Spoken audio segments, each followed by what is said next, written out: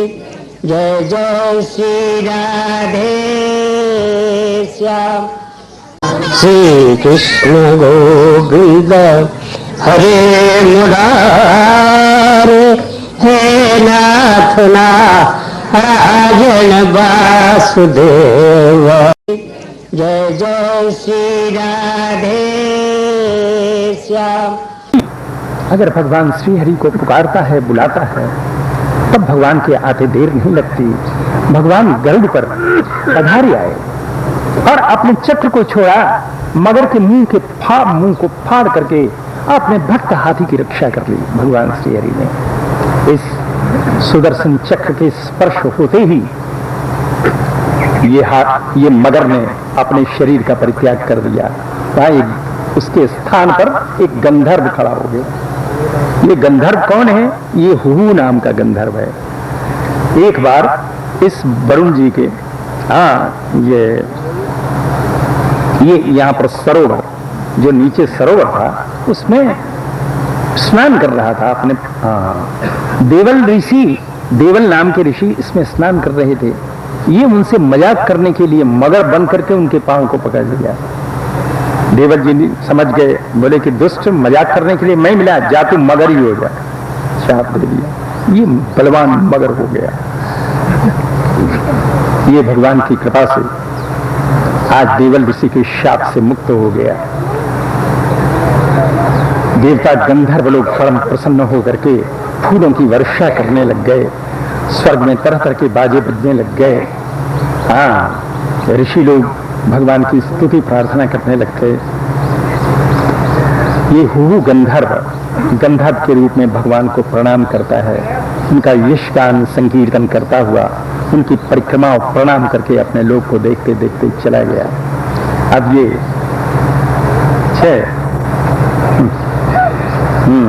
इस तरह से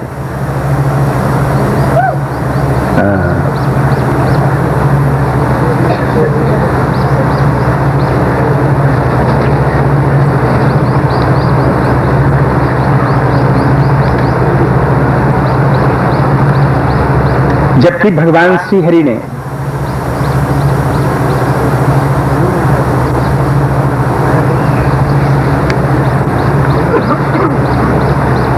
अब ये गजेंद्र के मस्तक पर हाथ रखा।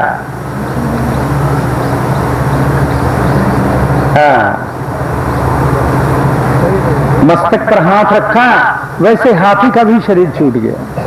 वहां पर दिव्य चार भुजा से युक्त एक पुरुष खड़ा हो गया, जो पीतांबर धारण किए हुए, मुकुट कुंडल आदि धारण किए हुए, भगवान की तरफ वेशभूषा वाला, ये भगवान के पार्षद के रूप में खड़ा हो गया। ये कौन है? बोले कि द्युम्न नाम के राजा, पांड्य देश के, दक्षिण में पांड्य देश है, उसके राजा ये इंद्रद्युम्न, जिनने और जगन्नाथ भगवान की प्रतिष्ठा कराई, ये इंद्रद्युम्न नाम के राजा थे। ये हाथी कैसे बन गए? बोले कि मलयाचल पर्वत पर ये भगवान का पूजन कर रहे थे। भगवान का पूजन कर रहे थे।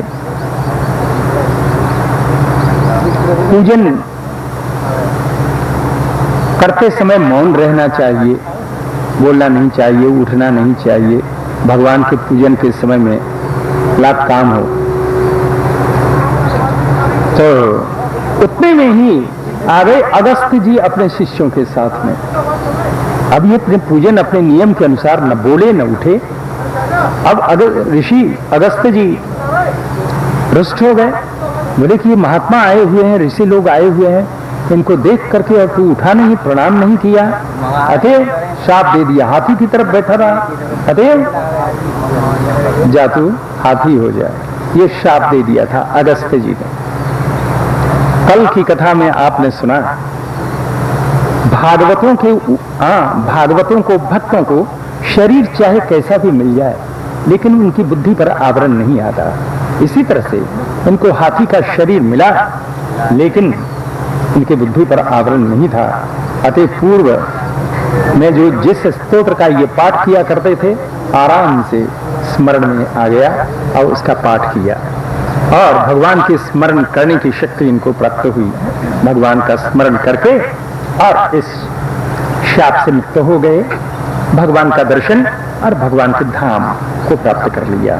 भगवान कहते हैं, भैया तुमको, मुझको, इस सरोवर को, गिरी खंडराओं को, यहाँ पर जो पेड़ पौधे हैं उन सबको, जो पर्वत के श्रृंगों को, ब्रह्मा जी को, शंकर जी को, ये मेरा प्रिय धाम जो क्षीर समुद्र, श्वेत द्वीप और श्वेत वर्ण, श्रीवत्स, कौस्तुभ मणि, मेरी माला बनमाला, कौमोद की गदा, सुदर्शन चक्र, पांचजन्य शंख, मेरे गरुड़ जी शेष हैं, मेरी ये लक्ष्मी जी, ब्रह्मा जी, नारद जी, शंकर जी, प्रहलाद जी, मेरा मत्स्यावतार, कुर्मावतार, बाराहावतार, उनके द्वारा जो किए हुए कर्म हैं, सूर्य हैं, चंद्रमा है, अग्नि है, ओम है, सत्य है, अव्यक्त है, गाय है, ब्राह्मण है, धर्म है, अव्यय है, दक्ष की जो धर्म, दक्ष की पुत्रियां जो धर्म की पत्नियां हैं वो सोम है, कश्यप है, गंगा है, सरस्वती है, नंदा है, कालिंदी है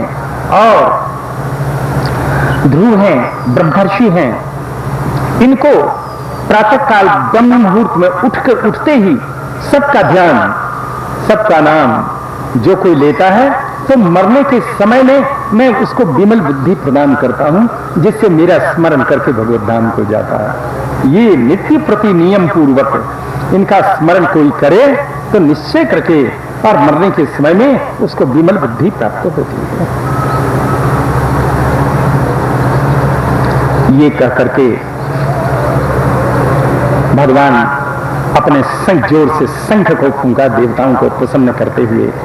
देखते ही देखते ये इंद्रद्युम्न भगवत धाम को चले गए, भगवान अंतर्हित हो गए। इसके बाद रैवत मनवंतर, वही प्रियव्रत के पुत्र रैवत, ये छठे मनु, पांचवें ये मनु हैं। जबकि बलि विंध्यादि इनके पुत्र, विभु नाम के इंद्र, भूतरे आदि ये सप्तर्षि। यहां पर शुभ्र नाम के ऋषि विकुंठा नाम की पत्नी से भगवान वैकुंठ का अवतार होता है। ये लक्ष्मी जी के कहने से इनने वैकुंठ का निर्माण किया। यहां पर यहाँ के ये ब्रह्मांड के जो है अंदर वैकुंठ का निर्माण किया।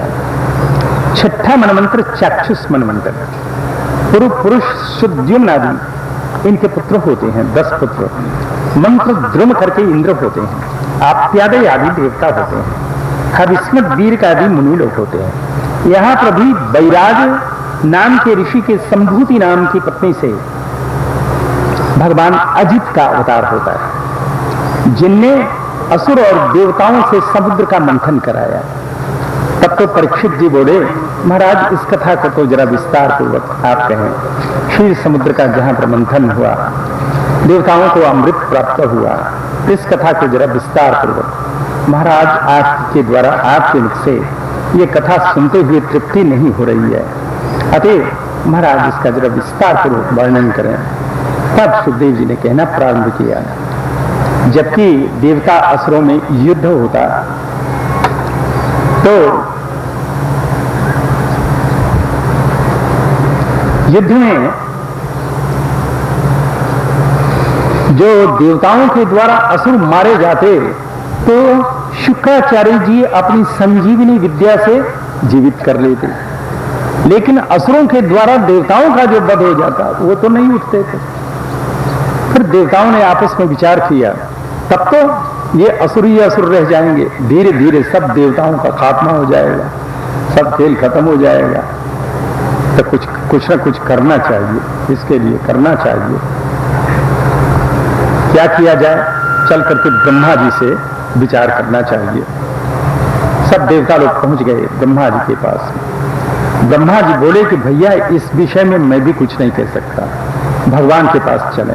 सब देवता, शंकर जी, ब्रह्मा जी, सब देवताओं को लेकर के और भगवान की इसमें लंबी चौड़ी स्तुति प्रार्थना की, बहुत लंबी चौड़ी। उस समय भगवान प्रकट हुए।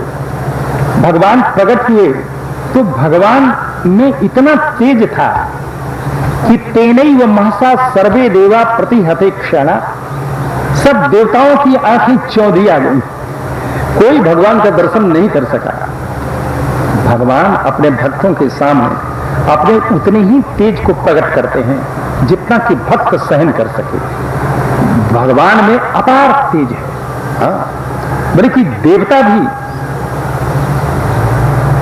देवता जिस तेज को सहन नहीं कर सके, देख नहीं सके, भगवान का दर्शन नहीं कर सके, भला और मानव को जो है कैसे सहन कर सकता है।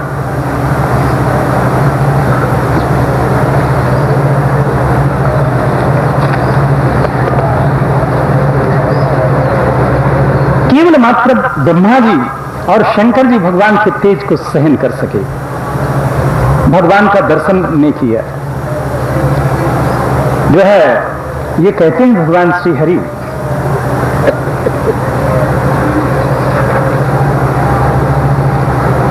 कहते हैं ब्रह्मा जी शंकर जी मेरी बात को सुने, बल्कि हम तो ब्रह्मन अहो शंभो हे देव मम भाषितम, बल्कि देवताओं शंकर जी ब्रह्मा जी मेरी बात को सुने। हाँ, आप लोगों के मंतव्य को मैं समझ गया हूं, अतः पहले जाकर के असुरों से संधि करिए। देखो ये राजनीति है, राजनीति में अपना काम बनाने के लिए शत्रुओं से पहले दोस्ती कर लेनी चाहिए, अब फिर उनकी ठोकाई करो पीछे। हाँ, ये राजनीति है, साधुता से काम नहीं चलता, यहाँ पर साधुपने से काम नहीं चलेगा। यहाँ तो राजनीति में शत्रु को दोस्त पहले बनाया, ठग करके और तब उसकी ठोकाई करो। ये ऐसा भगवान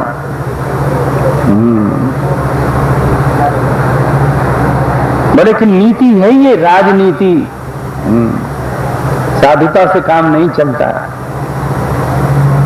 देखो समुद्र में और असुरों के साथ मिलकर के समुद्र मंथन करना होगा।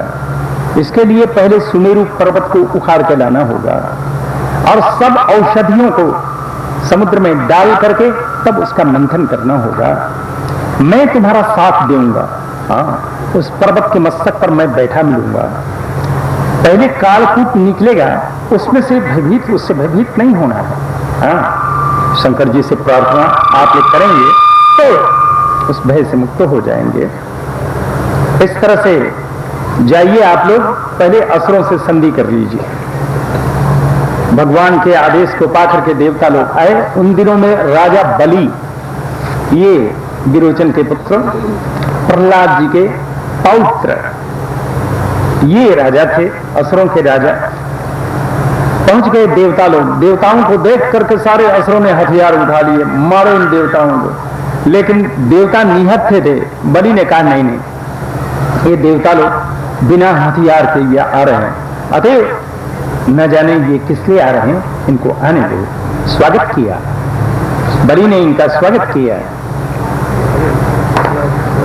जब देवता लोग आ गए उनका बल्कि उनको बिठाया बलि ने। देवताओं कैसे आपका पधारना हुआ? बोले कि महाराज हम दोनों मिलकर के समुद्र का मंथन करें, उनमें से जो भी वस्तु निकलेगी हम आपस में परस्पर में बांट लेंगे। अच्छी बात, क्या करना है? पहले सुमेरु पर्वत को उखाड़ करके लाना है। चलो, सब देवता असुर चल पड़े, जो कि 16,000 योजन 64,000 कोस जो जमीन में दबा हुआ था, उसको असुर और देवताओं ने मिलकर के उखाड़ तो लिया। लेकिन बोले ले लगाओ भाई, कंधा लगाओ, कोई सिर लगाओ। लेकिन इतना बड़ा ये पर्वत, इतना बोझीला पर्वत तो कोई झेल नहीं सका और नीचे गिर गया। और उसके नीचे जो देवता असुर आए उनका सतुआ हो गया। ले उसका अब क्या करें, एक दूसरे का मुंह देखने लग गए, ये कैसे पहुंचेगा। तब देवताओं ने भगवान का स्मरण किया। सोई भगवान गरुड़ पर बैठे हुए आ गए, बाएं हाथ से उठा करके अपने गरुड़ पर रख लिया उस पर्वत को, और जो मरे हुए थे उनकी तरफ देख करके जीवित कर दिया, उनको जिला दिया। आ जाओ हमारे पीछे पीछे आ जाओ, हम इसको पहुंचा दे रहे हैं। भगवान ले जा करके समुद्र के किनारे पर उसको डाल दिया। देवता असुर आए, सारी औषधियों के रस को, सारी औषधियों को डाल दिया समुद्र में। डाल करके इस पर्वत को अब नीचे उतारा, लेकिन पर्वत के नीचे कोई सहारा, कोई आश्रय तो है ही नहीं है। अतः पर्वत ये नीचे धंसने लग गया। अब देवता फिर भगवान की शरण में गए, प्रार्थना स्तुति की।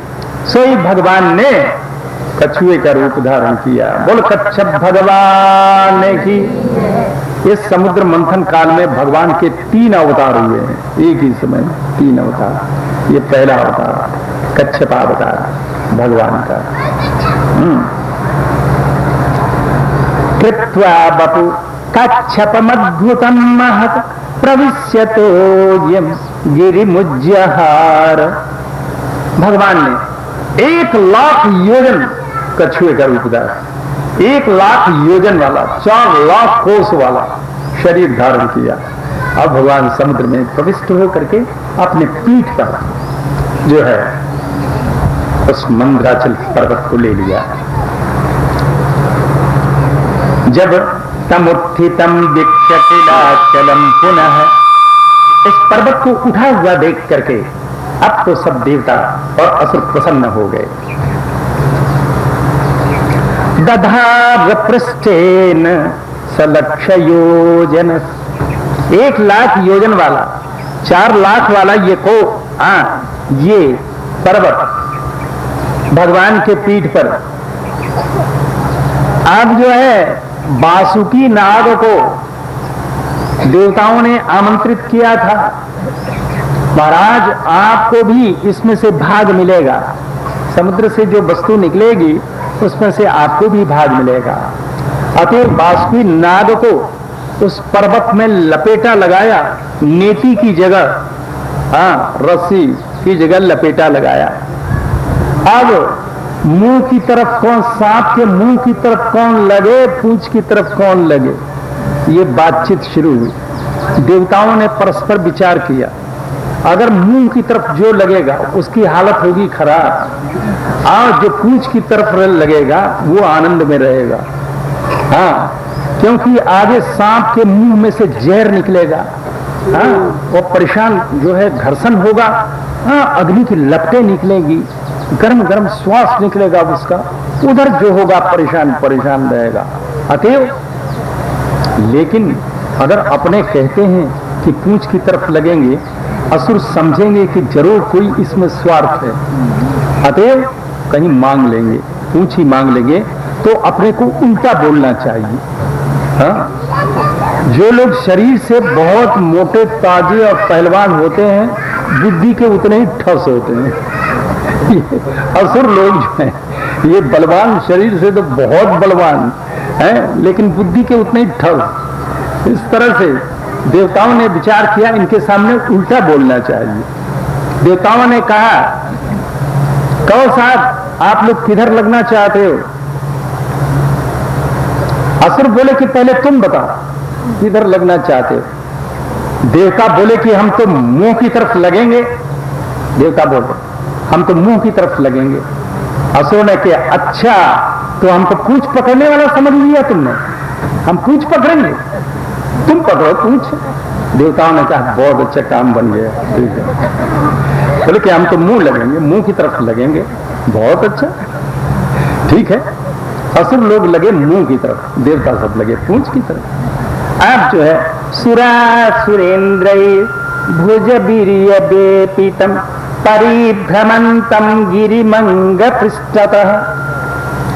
कच्छप भगवान के पीठ पर ये 1,00,000 योजन वाला पर्वत घूमने लग गया। कच्छप भगवान को कोई कष्ट होगा ऐसी बात कुछ नहीं, बल्कि और आनंद मिल रहा था। कच्छप भगवान के पीठ पर खुजली चल रही थी बहुत समय से, आज खुजली मिट रही है। कच्छप भगवान को नींद आ गई, आनंद से खुजली मिट रही है, इनको नींद आ गई। इस तरह से दोनों मिलकर के मंथन करने लग गए। बड़े बड़े पौलों, कालिकी, इल्वल आदि बलबल आदि बड़े बड़े उत्कट, बड़े के बड़े बड़े पहलवान असुर सब सीधे हो गए। वहां मुंह की तरफ लगे तो सबकी हालत खराब है। वहां जहर निकल रहा है, गर्म गर्म श्वास हवा निकल रही है। अब उससे परेशान परेशान पसीने पसीने, आज जो मुख से अग्नि निकलती है वो आगे जाके धुआं बन जाता है और वो धुआं टकराता है पर्वत से और देवताओं की तरफ बूंद पड़ जाती है। सब देवता फिर ताजे हो जाते हैं, ठंडी ठंडी हवा चलती है, बूंद पड़ती है, देवता और ये असुर सब परेशान परेशान। मंथन होते होते जल का कलमश उसमें से हलाहल जहर निकल पड़ा, विष निकला। ये विष निकला चारों तरफ फैल रहा था। फैलते हुए विष को जब असुर देवताओं ने देखा, उसको फेंक फेंक करके, सांप को फेंक फाक करके सब भग खड़े हुए। देवता लोग भगे भगे कैलाश में महादेव जी के पास पहुंच गए। देवदेव महादेव भूतात्मन भूत भावना त्राहिन शरणापन्ना त्रैलोक्य दहनाधीशा। प्रभु, समुद्र के मंथन से जो ये जहर निकला है, विष निकला है, चारों तरफ फैल रहा है, ये सारे त्रैलोक्य को दग्ध कर देगा। जबकि देवताओं की प्रार्थना पर शंकर जी पार्वती जी से कह रहे हैं, देवी हे प्रजाओं पर आपत्ति आई है, बड़े की बुद्धिमान किसी की प्राण रक्षा करने में तत्पर रहता है, प्राण रक्षा करनी चाहिए। ये प्राण को महत्व देने वाले बहुत अधिक ये लोग, ये सब दीन हैं, इन प्राणियों को हमको अभय प्रदान करना चाहिए। अगर एक की रक्षा हो जाए,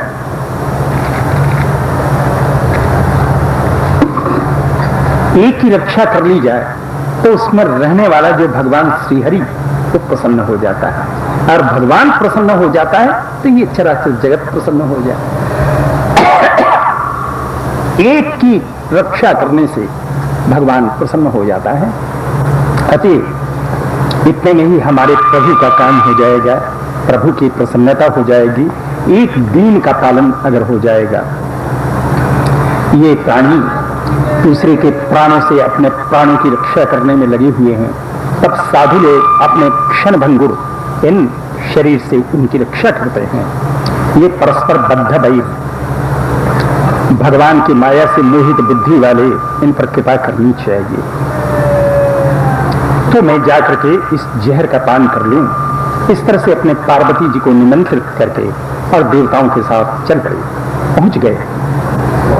जो इधर उधर फैलने वाले विष को समेट करके अपने अंजलि में कर लिया। अंजलि में करके सबके देखते देखते अभक्षयन महादेव कृपया भूत भावना। प्राणियों की रक्षा के लिए भगवान शंकर ने उस विष का पान कर लिया, सबके देखते देखते। लेकिन विष को अंदर नहीं उतरने दिया, कंठ से नीचे नहीं उतरने दिया।